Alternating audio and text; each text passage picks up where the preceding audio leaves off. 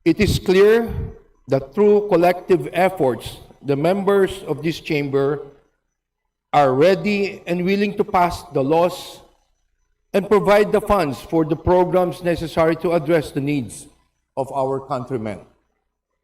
Ngunit upang maging ganap na epektibo ang mga hangaring ito, kinakailangan natin tiyakin na ang mga pondong inilaan ng Kongreso ay makarating sa mga mamamayan ng maagap. Dahil ang batas na hindi na ipapatupad ay nananatiling isang papel na walang halaga, ang serbisyo na hindi nakakarating sa tao ay huwad na paglilingkod.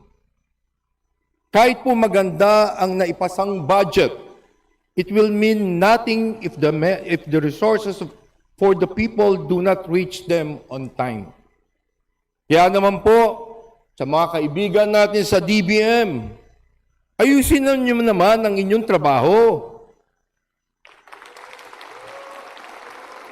Bilis-bilisin niyo naman ang inyong mga pagkilos.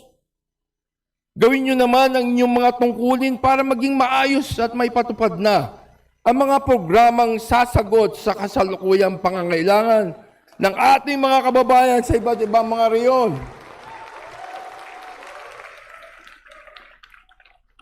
Huwag yun nung sayangin ang oras at huwag nating paghintayin ang taong bayan. Ika nga, aanuin pa ang damo kung patay na po ang kabayo.